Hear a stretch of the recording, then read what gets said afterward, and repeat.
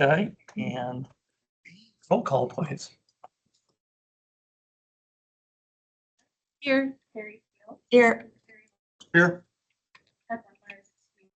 Ramos. Ed Bentley. Here. Larry Cohen. Here. Here. Bob Stork. Here. Gail Bellin. Mike Lybarger. Here. Nancy Epps. Christy Gillis. Catherine Mayer. Jason Offenberg. Present. Maggie Ardito.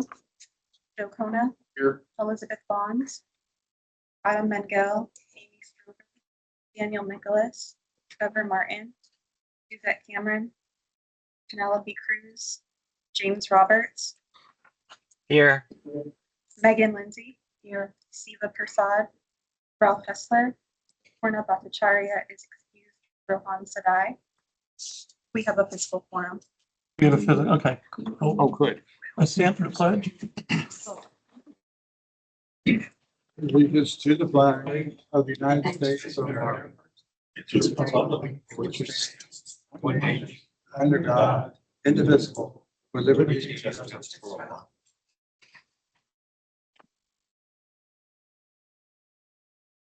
Okay, do we have any public comments?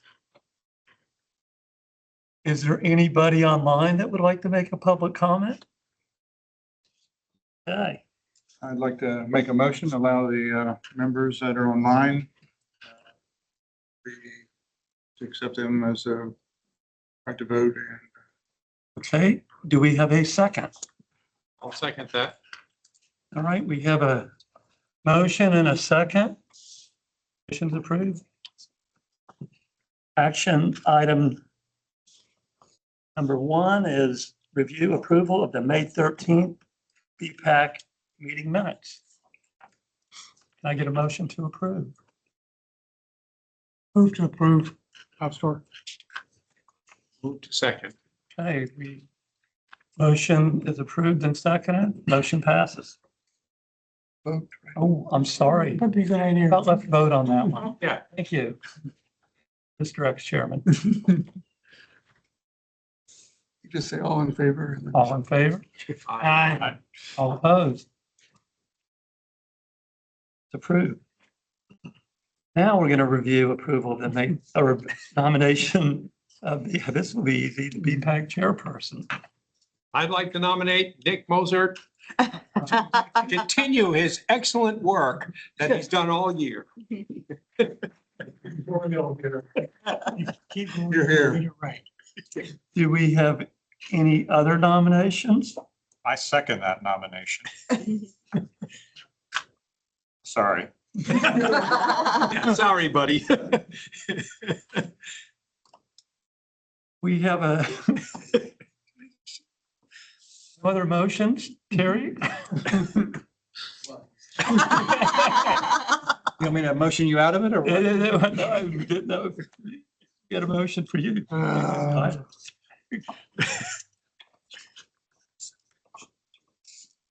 Okay.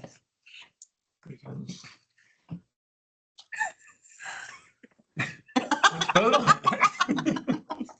We have a nomination. Let's vote on it. I guess it's approved, huh?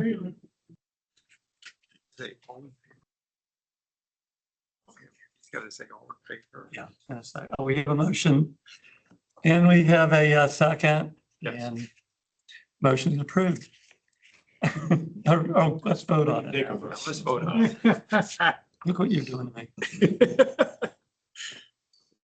You had to go another session just to get it right. You can ask who's in favor. Who's in favor? I did say let's vote on it. but Aye. Aye. Okay, the motion passes. And next order of business, nomination and election of BPAC chairperson. Vice chairperson, I'm sorry, I was trying to get out of it. I'll nominate Larry Coletti. We have a Larry Coletti nominated. Do we have a second?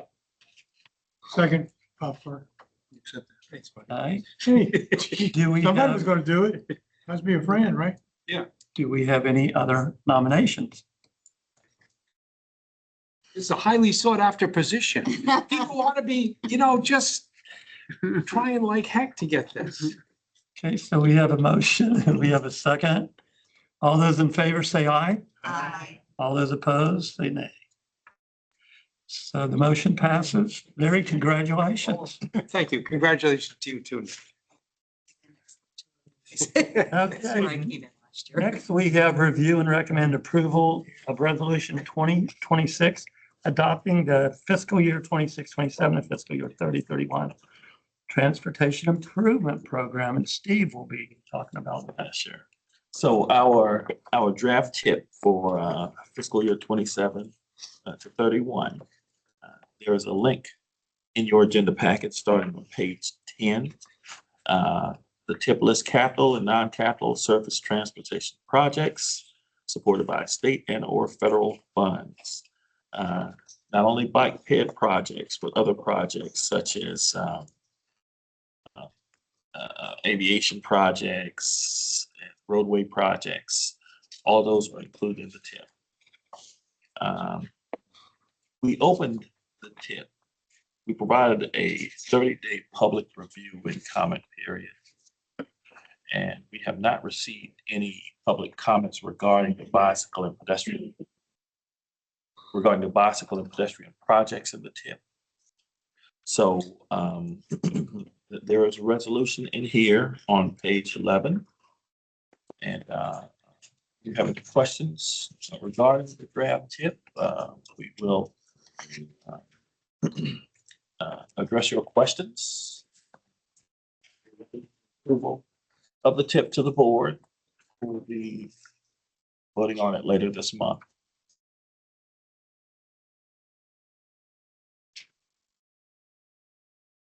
Any questions? for Any Steve? questions? Sorry. We'll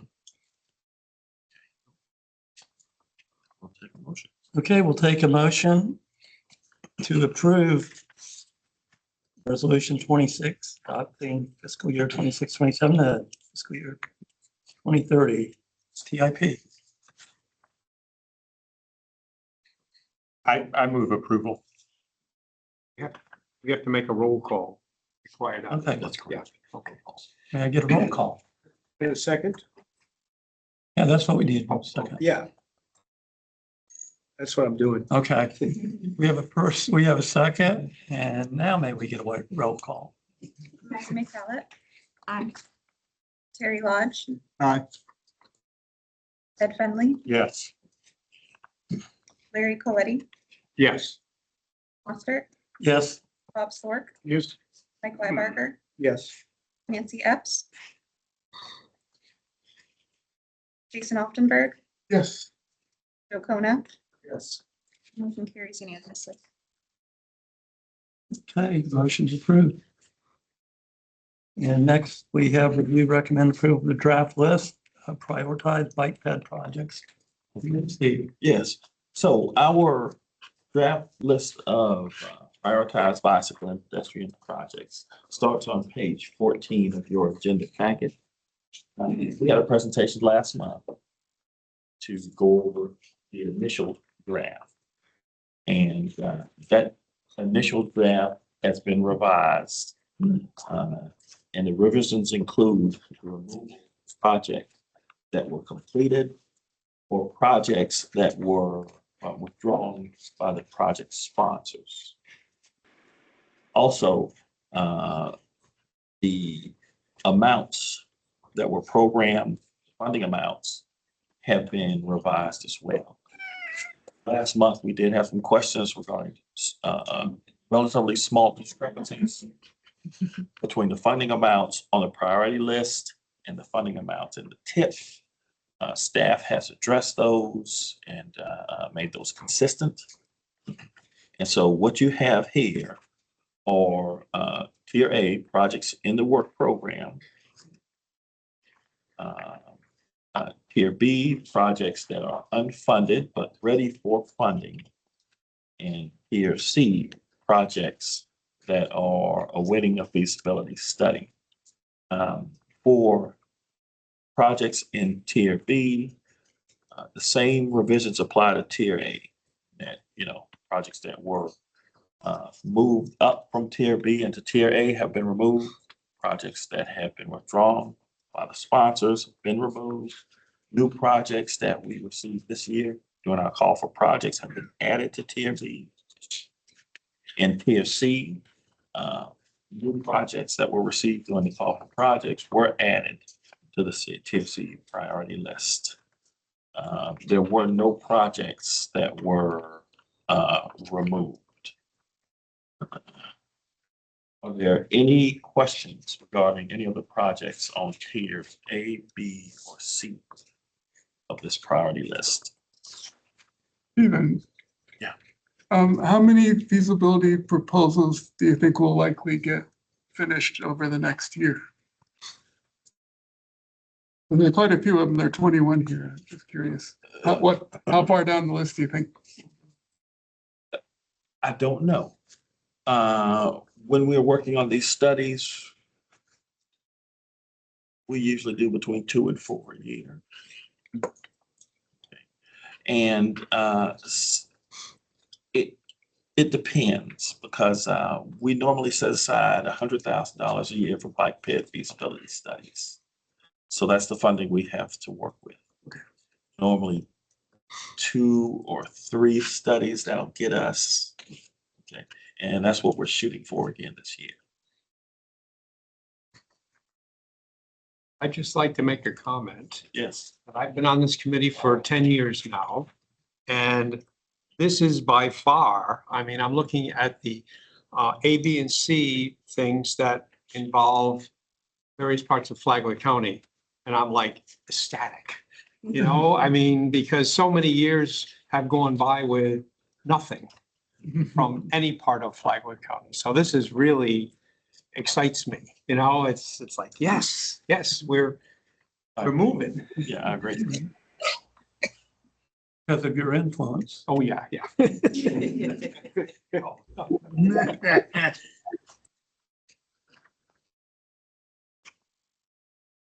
So I really am happy to see like you say, multiple projects here we got, especially Bulow Park, that now here is tier B, and being below basically that solid line 4, is that any significance there? Or It is.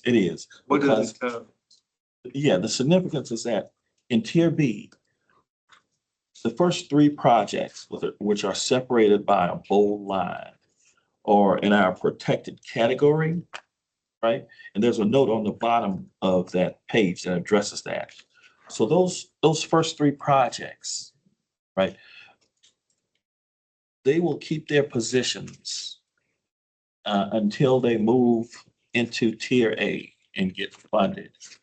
And they'll keep their positions even when new projects come on the list with higher scores, right? Because they're in that protected category, the first 3 projects.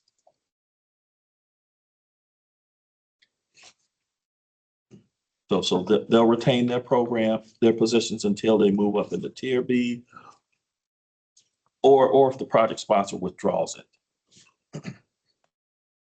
And how do you get that protected status? Well, you get that protected status when projects move up in tier B into the first 3 Top spots. 3 always are Top protected. 3. Okay. It's top 3, but it's just the top 3 projects on the tier B portion of our priority list. It doesn't apply, that protected status doesn't apply to tier C, feasibility studies, or the work program in tier A. It's just projects that are waiting for funding in tier B. Nothing is languishing. There's nothing older than 2025 on tier B, right? There are these old projects that are You go ahead. prevented from. Very. Yeah, sorry, just interjecting. This is a Stephen question. Of course, there's a local match of 0 or 10 or 15%. Some of them have 0. But if a sponsor of a project, I mean, a municipality chooses to go ahead to move things along quicker to pay for the feasibility study themselves, would that would you first allow that? And two, would that cost be part of the local match funds? Yes, we would allow project sponsors to bring us feasibility studies that they've completed on their own or through the work of their consultants. We'll accept that. Okay. In addition to the studies that the TPO, work that the TPO has done through our consultants. And so you still do your own feasibility study also? Yes. Got it. To Terry's question, if they do their feasibility study, would that do anything to expedite the process with them, or is it really not going to matter because we're doing our own feasibility study? Well, it could expedite the It process. could. Particularly if they have a project that's further down on the priority list Mhm. and they choose to, undertake that feasibility study before the TPO gets to it. We always start at the top and work our way down. So the projects that are further down on the list have to normally wait the longest to get their studies done. So these scores are based on the applications that were submitted a couple of weeks ago? That's right. Okay. That's right. Our project review subcommittee sat down and scored each one of the project applications. And then TPO staff took those scores and produced a draft ranked list. And they're ranked in order of the scores. And you'll see the scores down here where it says project score in that column. Mhm. Those are the scores.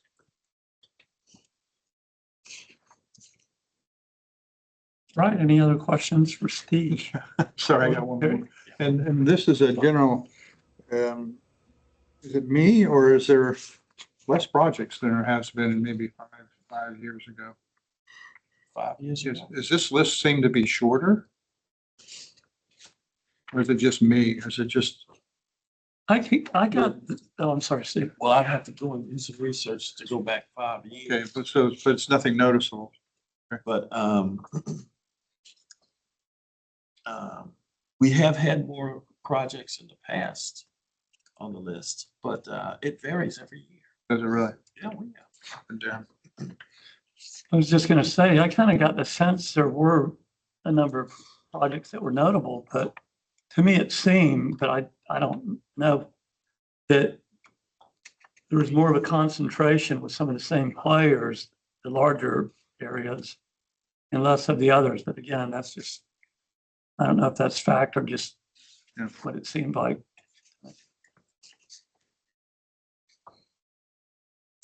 If there aren't any more comment, I could get a motion on the review and recommend approval of the draft list, the prioritized bike ped project.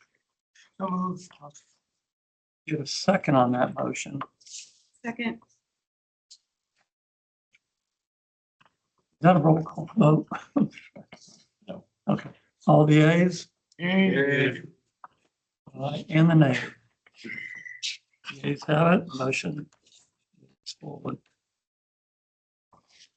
Okay, next we have review, recommend approval draft list of shared use, non-motorized trail projects. Okay, so this list starts on page 19 of your agenda packet. Here's A and B.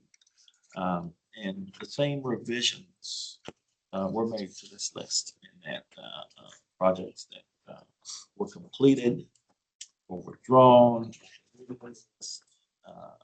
And we really didn't have any new projects to go on this list. And the amounts, the funding amounts were updated as well. Those are the changes that applied to tier A. Tier B projects. That tier B list was essentially unchanged from last year. So it just carried over from last year and changed. Are there any questions regarding the list of Sun Trail projects? And of course, this list is not prioritized. It's just a list. Once again, I'm really happy that there are 5 projects on this list from the Flagler County area. And makes me quite happy that they've made it onto this Sun Trail list. And once again, I want to thank, Flagler County government, Bunnell, Flagler Beach, Palm Coast for, the governments for putting these projects in. It's really good. That's all I have. Any other questions? I had another feasibility study question. Is there a separate pot of money to do feasibility studies for Sun Trail sections? Well, that's a good question. FDOT does do planning studies for their projects.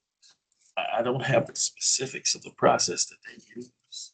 Again, the Sun Trail list they're outside of the TPO's processes. This is a list that FDOT and the Sun Trail program they oversee. And they hold their own call for projects, and they prioritize these, and they fund these. But what they ask us to do is they ask us to review the Sun Trail applications that come in. We do that. We review the applications that come in, and we maintain this list. The Sun Trail program asks that the MTOs make this list a part of their priority list. And we do that on behalf of the district. Yeah, much of what goes on with these projects is outside of the TPO. I coordinate with the Sun Trail program to keep this list up to date, make any relevant changes. We do ask governments that are members of the TPO that if they have a Sun Trail project, to let us know so we can make updates to this list. When Sun Trail has a call for projects, and they don't have one every year, have a call for projects, it normally occurs between September and December. And so we ask the local governments to let us know if they intend to submit a project so we can update this list. So for instance, Ormond Beach has a feasibility study of the Granada Bridge, and that certainly seems to be the proposed Sun Trail path.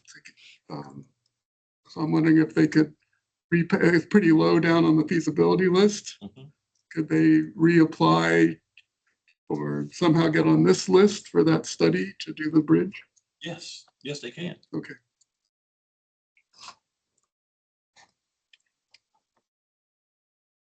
Any other questions for Steve? Hey, can I get a motion to recommend approval of the draft list shared use non-motorized trail projects? Okay, Bob, can I get a second? And then Mike. We have a motion, we have a second. Let's vote on it. I have the ayes and the nays. Okay, the motion passes and it's approved. Next order of business is cancellation next month, July 8th, BPAC meeting. Would it be possible to get a motion to approve that? To make a motion Thank you, Terry. to have the July. I'd like to make a motion to take a break for July 8th and cancel. Okay, I'd like to great. take that break with Terry, and so I'll second it. Where are we going? We have a motion, we have a second. That motion passed. Whoops, let's have the, can I have the ayes Yes. and the nays? Okay, now the motion passes. That's a presentation discussion item on the National Trail Day. We're going to have a duo at a minimum.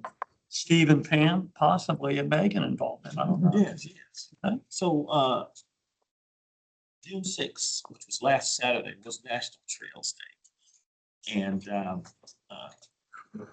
presentation. So, last Saturday, Pamela Blankenship, our chair, Eric Sander, and Bob Stewart. Thank you, Bob, for your help.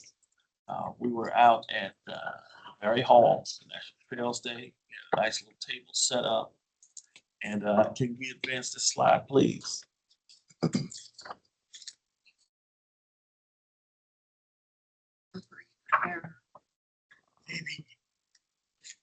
Okay, here are some of the partners that joined us. Bike Walk Central Florida representatives, several Volusia County departments, including Lionel Preserve, Parks, Recreation, Culture. Megan was there as well, and many others. As you can see, we were under a covered area there at next to DeBerry Hall. They had an area, their auditorium was showing trail movies. It was an air conditioned portion that people could go in and cool off and watch movies. They had snow cones, and we had some helmet fittings. There we go. Some helmets, and people seemed to have a very good time. There's our group there. Hi. Yeah, Right. It's a good looking group. yeah, Sure a is. very nice day. I thought the turnout was good. We fitted over 20 helmets. Pam, how many helmets? Do you have an exact number? I know it's 25 helmets, and adults and children. There were guided tours of the Berry Hall and the grounds. You'll see the picture there on the right. The tour guide is there in a green shirt. On the left, you'll see the participants at one of the table displays. So it turned out very well. We had a great time. And again, thank you, Bob Stewart. Thank you, Megan Lindsay. Thank you, Pam. A big thanks to our TPO board chair, Eric Sander. Had a great time. Anything to add, Pam or Megan? Over there? Anything? I'd like to give a shout out to Lisa Perez and Tracy Vestry, who run the Barrett Hall. I don't know if you guys have ever had a chance to go out. They do a lot of programs out of the Barrett Hall, teas, and do nature walks, and do a lot of trail walks. So if you haven't had a chance, go over there. It's a nice little bit. Some parks and recreation. Wonderful. And I'd like to add, that's, Megan, that's one of my favorite bike rides is to take the overpass from 415 down to DeBerry Hall or Wekiva Springs. The volunteers there are great. I mean, showing you around the history of the place. Phenomenal, that old wooden structure, completely restored. I had a comment on the timing of the ride. I wanted to participate, but the first bus that leaves the land not till 8:50 a.m. and it wouldn't get to Barry until after the ride started. So maybe next year, if you do it at 9:45 instead of 9:30, then I could just make it in time. But that's like everyone in DeLand that would want to participate, if they're not taking their car, if they're on the bus, they would just miss, if they're bringing their bike on the bus, for example, they might miss that ride. So,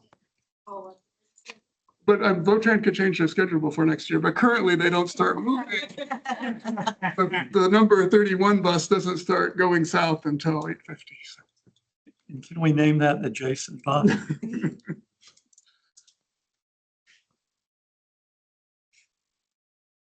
Okay, that's our presentation. Thank you. Staff comments, I will start. I just have one short comment. Okay. And I want to let you all know that the 2026 version of the Dangerous by Design was released, I believe, yesterday. And the good news is that this area, which is the greater Daytona Beach area, has dropped down to around number 14. So we went down over 10 spots from the last time this report was published, which was about 2 years ago, I believe. So that's good news. There's always room for improvement for pedestrians and bicyclists. And that gives us some hope that some of the hard work we're doing and our partners are doing, FDOT, Volusia-Flagler County, cities, the hard work we're doing, hopefully it's paying off. And we'll have a more, I'm still going through the report. It just came out. For the next BPAC meeting, we'll have a more in-depth discussion of Dangerous by Design report 2026. Those are my comments. Any other staff member? Thank you, Stephen, for highlighting that. And just to remind us, the Dangerous by Design report is fatality rates for people walking and biking. And the title of the report refers to the fact that from the perspective of these fatalities, a singularly important issue is how roads and intersections are designed, hence the name Dangerous by Design, meaning certain places are designed in ways that it is predictable statistically that people will die at higher rates. So that's the sad origin of this name of the report. So sorry for a sobering start. Thank you for highlighting it. I'm glad you and TPO staff are looking at this. It's important. I'm glad that we have dropped from number 4 to number 14. Could you please remind us how many metropolitan planning organizations are there in the United States? In other words, we went from 4 out of 14 out of how many? How many MPOs in the country? Yes. How many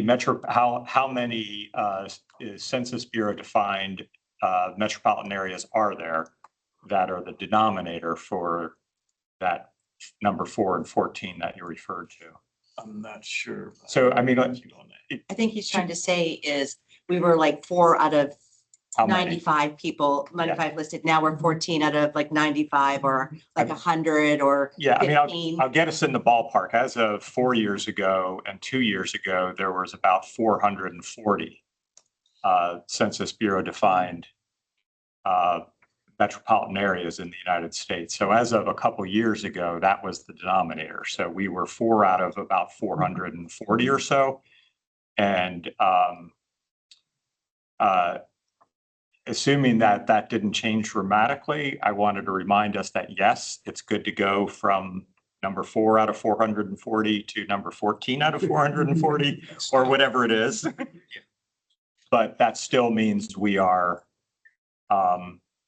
we, meaning Volusia County and Flagler County, are sadly remaining in this, by national standards, this danger zone. And again, as the title alludes, dangerous by design, meaning we have places where people are walking, biking, and using transit, where it is predictable that crashes will occur at higher rates, at higher frequencies, and the severity will be worse. So great that we're moving in the right direction. But I guess I wanted to emphasize and ask for recognition that we are still grossly underperforming. Right. But for years, the trend has been for roads to be designed so that designed for higher speeds and more capacity. So roads have been getting wider and wider. Well, when you have a wide, high-speed roadway, it makes it difficult for people on foot to cross it. there are fewer crossing opportunities because the intersections are far apart. The blocks are very long, the roads are very wide, and pedestrians have been paying the price for it. And but in recent years, there has been concerted efforts to provide more facilities for pedestrians across the street. It looks like it's paying off. Yeah. The past 3 years, the national average has been going down. Actually, going by their website right now. 3 years ago, it was 75,000 a year. Now it's down to 7,080. So the trend's going the right direction. Well, and with the explosive growth in this area, I mean, just population wise, go from 4th to 14th. And I agree with you on the denominator side of it. But that's pretty impressive because there's just a lot of, I mean, coming to this meeting here, look at cars Good. out there. Congestion slows people down. What's that? Congestion slows people down. Yeah, remember too, these are rates. These are not aggregate numbers. We're not Yeah. competing with Los Angeles County for aggregate numbers. These are rates of It's not total fatalities. numbers, it's a rate. Yeah, so it's a rate based on either population or vehicle miles traveled. Deaths per that kind of stuff. deaths per 100,000. For many years, the Jacksonville area, First Coast MPO was on the top. And, yeah, in general, Florida got a high rate of pedestrian bicyclist fatalities because more people are out, they want to enjoy biking and walking and but okay, it remains a problem. Speeding and enforcement and all of that, education got to come together. That is true. And yet the report is called Dangerous by Design. It's not called the weather report. It's not called the enforcement report. It's not called anything else. It's called design. Right. So I do want to remind us of that. That is the singular focus of the recommendations that come out of the report, is designing the product in a way that people aren't killed. And then after that, we'll let others worry about the weather and enforcement and do other things. Okay. BPAC number. Information items. Take a look at that at your leisure. And then we'll go to BPAC member comments. I'll start with Megan. Right, my 12 o'clock.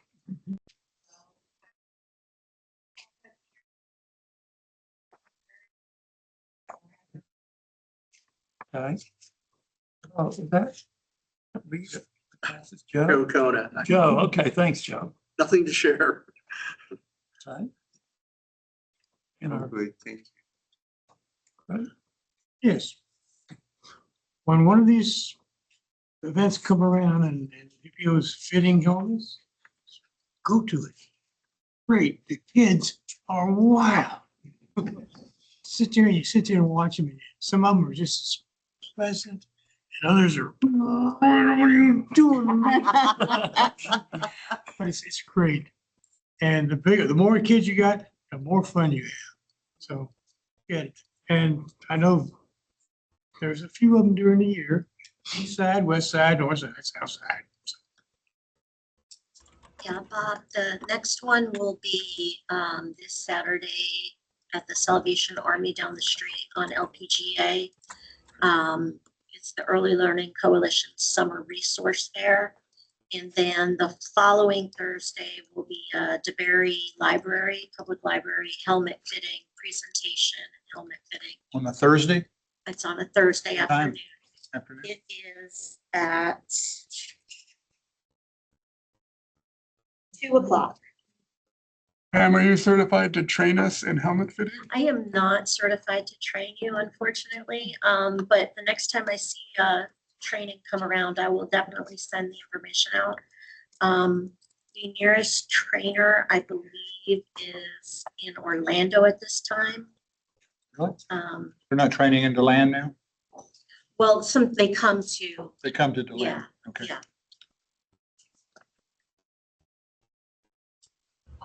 Okay. I just wanted to, even though FDOT is not here, I wanted to thank them for activating the crosswalk signal on Route 1 and Royal Palms in Flagler County. It's finally activated after, I don't know how many months. So I did want to thank them for that.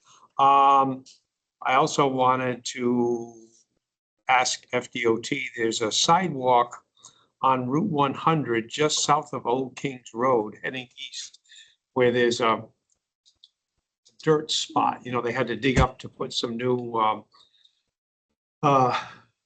plumbing under the road, for a better word, and they haven't yet fixed the sidewalk. So I was going to do that. And the other thing that I've been meaning to bring up for a few years now is, when is FDOT going to start adding kilometers to their road signs? You know, because like I ride my bike on Route A1A, which is a state road, and you know, you look and you say, oh, 8 miles. Well, there's a lot of people in Florida from Canada, Europe, you know, vacationing and stuff. And I really think that FDOT needs to add kilometers to all of their road signs. Okay. That's all I have. Well, we expect the FDOT rep to be back. Oh. Next meeting. in Okay, I'll bring that August. back up. And I'll pass these comments along. Okay, thank you, sir. Terry, from Larry to Terry. Yes. No comment. I was just gonna comment on Larry's kilometers. I remember in the late 70s in college, he said, the 80s, everything's gonna be on the Oh, yeah, yeah. imperial system. Still waiting. Going away. That's 55 years ago or The something. rest of the world's wondering what happened. Yeah, all our wrenches, we would have had Biden. Well, now we Maybe do. the 2080s. Yeah. Are you still? I'm gonna save you because you have a presentation, so I'm gonna go to Ed. You're gonna be our last and final. Okay. Okay. Good. I have a couple of questions. Based on the fatality at Dunlawton in the toll booth, I was curious, what is a pedestrian? The woman that was killed by a vehicle, the employee was working in the toll booth. Yeah, that's terrible. A little over a week ago, a week and a couple of days. That's in Daytona Beach Shores, which is where I'm from. And then I was just thinking like, would that be a pedestrian or not? Or would it matter if she had stepped outside the toll booth? Or like, what specifically is our definition of a pedestrian, I guess, for this group? Well, a pedestrian is someone who's traveling either on foot, skateboard, or in a wheelchair. So if she was stepping outside of the toll booth, she would have been a pedestrian, but because she was hit inside the toll booth, she would not be considered a pedestrian, or do you know? No, she was not a pedestrian. She was working. Inside She the was toll booth? working in a county Utility building. office, for lack of a better term. Okay, that's what that would be defined Yeah. as. Okay, And the toll booth that she was working in, it was located in the roadway, yeah, but she wasn't traveling anywhere. She Okay. was so you have to working be in the booth. traveling Yeah, to be a she was working in the pedestrian. booth. So to take that one step further, if somebody was panhandling on the side of a road and they were hit, they would not be considered a pedestrian because they're not traveling? It's a legal question. And it's really just my own curiosity. I don't need to know the answer, but I just. Colleen, gonna answer your question right now. Just to add, so when we receive crash reports, we receive as they were reported by the law enforcement. Okay. So a lot of it depends on how they were classify. Sure. That makes Because sense. all of those go into a clearinghouse and we need to download for that. And my next question is, sometimes the blinking lights at pedestrian crossings are yellow and sometimes they're red. And how is it determined when they're red and when they're yellow? Like when you are crossing the A1A closer to Ormond, in the Ormond area, there's a couple that blink red. And in the Daytona Beach Shores area, they blink yellow. And I was just curious.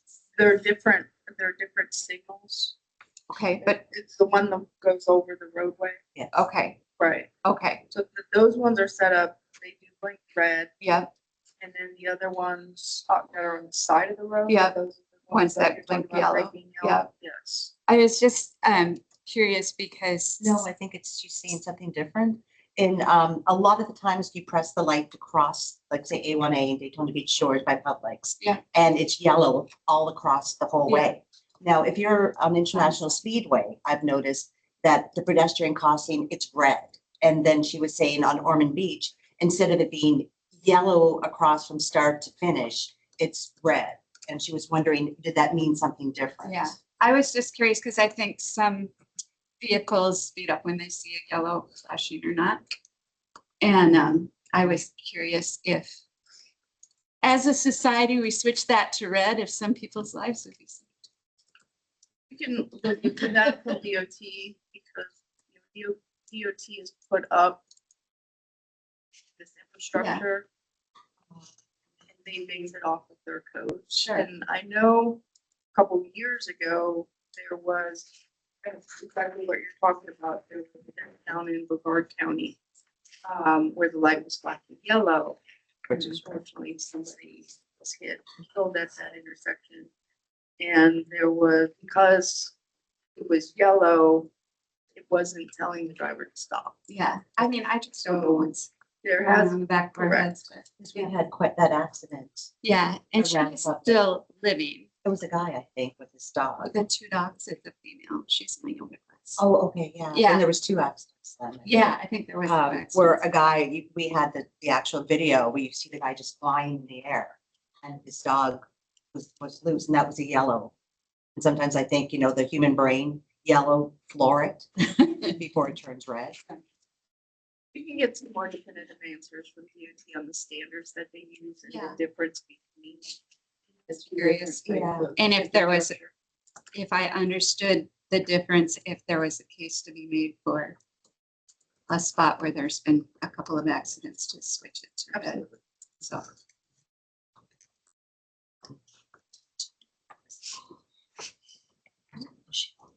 Okay, Jason, yours. Pam had some just photos. Yeah, so this is the picture I took on Sunday, looking north into the woods toward Herbert Street. So this is standing north of Dunlawton, but looking toward Herbert Street. And there's actually, you can't really see it well in the photo, but there are actually light poles in there too. It's going to be lit. If you go to the next one, we're going to go a little bit further south. And the orange and the great distance we're looking before, this is a road that's between Dunlawton and where I just showed you. And if you take one more step, this is all, now the Dunlawton's right at my back. So this is what you see when you are going there. And then the next photo is now up at Herbert Street looking south. So this is a shorter bit of concrete and it goes right into this boardwalk thing that hopefully will survive hurricanes when the trees come down on it. And then the last photo is looking the other way up toward this pedestrian crossing. The push buttons are still covered by what look like garbage bags, black garbage bags, so they're still being commissioned. But everything looks completely open. The guy that lives next to it said it was open for a couple days and people were riding on it, but it's closed now. Is that Herbert Street? That's Herbert Street right there, yeah. And we're heading north? We're looking north, Okay. right, yeah. So Herbert Street is this unusual street that has a bike lane on one side, only going east. Interesting. Yeah. So it's nice not to have to use it at all. Anyway, this will get you from Herbert to Dunlawton. And it should open soon. I don't know if I should email Port Orange and ask them. I guess it's right where the Port Orange South Daytona border, somewhere in there. Anyway, I was excited to see it. This is an important little gap. The other thing I discovered on Biking Everywhere was that I found a pedestrian signal that was stuck on 19 seconds. It just said 19, the red hand, constant, for days. I came back 4 days later, still 19 seconds.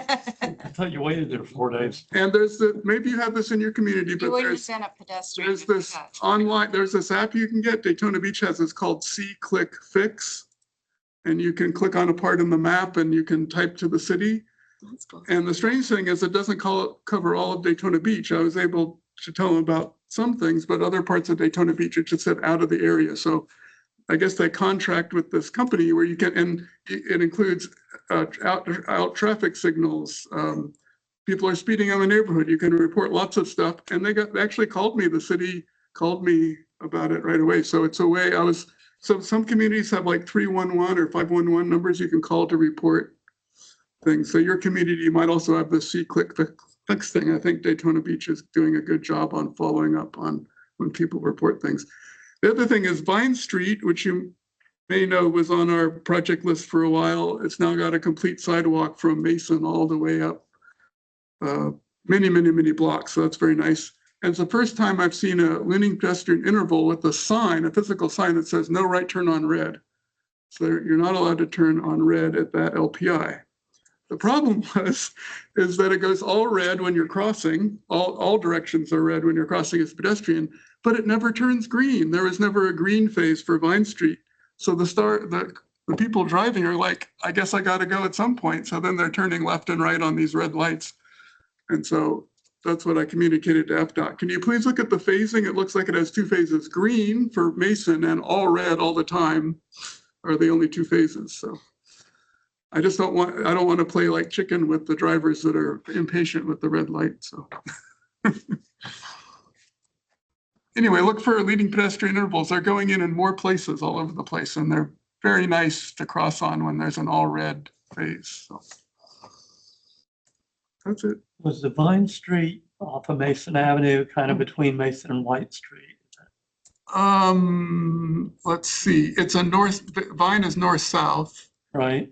And so it'd be Mason Avenue, goes to like 2nd Street, 3rd Street, 6th Street. Yeah. Got it. Yeah. Just like And there's even a raised crosswalk on that block where the crosswalk is up above the road and you kind of go up. Anybody were you done? I'm done. Okay. Anybody online have comments? Yes, I have a comment. This is Maggie. Hi, Maggie. Hi. Yeah, and I did notice that people online are constantly muted, so you can't make any comments during the meeting, which is interesting. So I did want to add something to what Ed was saying, which is that there are actually 420 MPO TPOs in the United States. So we have still retained our dubious title of being in the top 3%, which although progress is good, we could certainly do a lot better with our street design. And I think DOT should really recognize that. The other thing is I did visit one of the people who was seriously injured in that bad crash into land, where the person that seriously, life-changingly injured at least 3 people, and got a ticket for failing to maintain his lane. So I think those people that are still not able to even move really deserve more credit, that more I guess attention than what they're getting. So we'll see what happens about that. But that was just a really terrible thing, and the guy should have gotten a more serious citation than a minor traffic incident that they weren't even allowed to share his name publicly because it was not a major infraction. So there is that. That's all. Thank you. Hey, And Maggie, thanks, Joe, for substituting. Yes, was there a question? yeah, Maggie, did you raise your hand online? With the question? You'd mentioned you were muted or something. I know we heard a cat meow earlier and other background sounds. I'm just Yeah, curious. yeah, that was Nancy Epps, I believe, had the cat. But Mhm. but if you unmute yourself, you get about 3 minutes before you get remuted again. So that must be a setting or something. Well, we're gonna have Colleen talk to you about that. Yeah, just a reminder that if you're participating online and you want to speak, there is a raise hand function Right. to use that notifies Pam that you do want to speak, and then she can let the chair know. If we don't mute the participants online, there's a lot of background noises, including cats and dogs and kids and Oh, my. whatnot. So that's why those participating online are muted while the meeting is going on. But if you do have something to say, please raise your hand with the raise hand function, and we're able to see that, and then we can unmute you at that time. Okay, duly noted. But still, I think if you've unmuted yourself, you shouldn't be remuted right away. Okay. All Thank right, you. thank you, Maggie. Any other comments online? Yeah, this is Nancy. Hi, Nancy. How's your cat doing? I have 4 actually, so you never know which one it was. But I'm sorry, I try to mute as soon as I log in, but I had a lot of trouble logging in today, as did Maggie and Richard and Robert, I believe. So I was still fumbling around trying to get in on the phone and the computer. So I was not as attentive as I normally am. But what I really wanted to say was that I hope everybody has a wonderful celebration of our 250th on the 4th of July, since we won't see each other next month. Thank you. Anything Yeah, else? yeah, I just wanted to add, I don't know what the confusion was, but we all had it. I think the link in the email, which is the one that I used, was not the right link. And Melanie sent another link later on. So thank you for that. All right. Any other comments online? Our next meeting will be August the 12th, 2026. So wish everybody a happy 2 months away. And with that, we'll adjourn the meeting.